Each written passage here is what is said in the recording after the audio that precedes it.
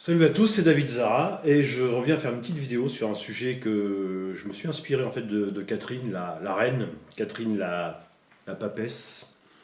Mes hommages madame, Catherine de la chaîne Une psy à la maison. Alors si vous connaissez pas, c'est que vous avez raté votre vie. Et j'ai vu l'autre jour son petit sujet qui m'a inspiré, c'était marqué: est-ce que le pervers narcissique peut-il changer ou guérir?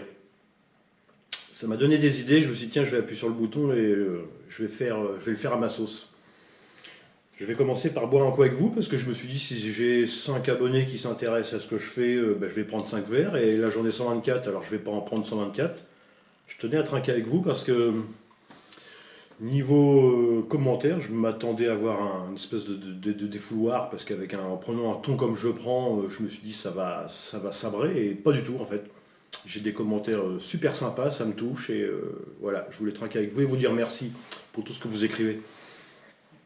Donc le sujet du jour, est-ce qu'il peut changer? Alors, il faut comprendre une chose, c'est que un pervers structurellement accompli, on parle de structure. Une structure, si vous voulez comprendre ce que c'est que la structure, c'est comme la structure de la maison. Ça peut être la structure de la maison, c'est la chape ou la dalle.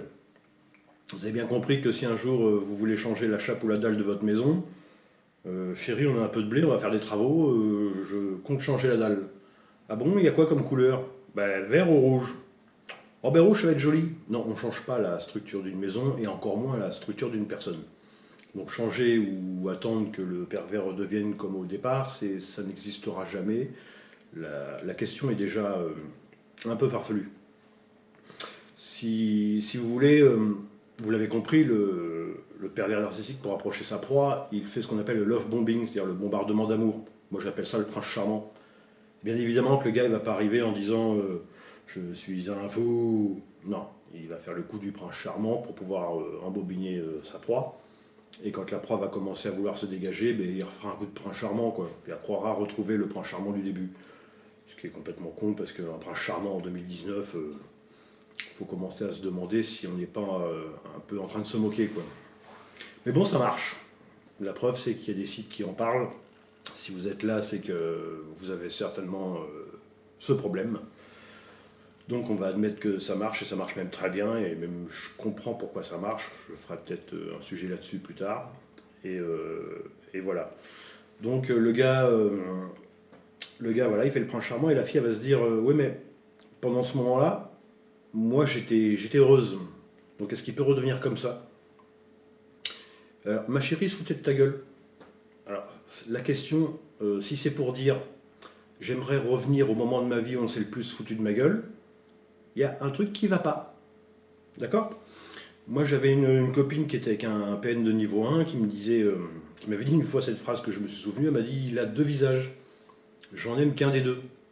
Ouais, mais celui que tu aimes, c'est le faux. C'est bête, hein. Donc, non, on ne peut pas changer.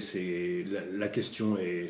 Je la tourne en dérision pour bien faire comprendre à quel point elle est déjà ridicule en elle-même, la question. C'est pour ça que je me moque, c'est pour vous réveiller un peu. Allez, je déconne. Bien sûr il y a un moyen de changer un PN, bien sûr. Je rigole, je vous emmène depuis tout à l'heure, mais oui, il y a bien une méthode et si je fais une vidéo aussi importante, c'est pour vous l'apprendre. Alors vous attendez vers le 20 décembre, vous prenez un papier et un crayon et vous commencez comme ça. Cher Père Noël. Bah oui, vous attendiez à quoi? On va pas écrire à Jésus. C'est un peu sérieux. Moi j'ai pensé que cher Père Noël, ça peut être carrément sympa, quoi. Alors, cher Père Noël, j'ai une vraie vie de merde en couple, et comme j'ai pas l'intention de faire du développement personnel, de me remettre en question et de me bouger mon cul du canapé, j'ai pensé que vous pourriez intervenir pour que les gens et les choses s'articulent différemment autour de moi, afin que je n'ai rien à faire et que tout se passe par magie.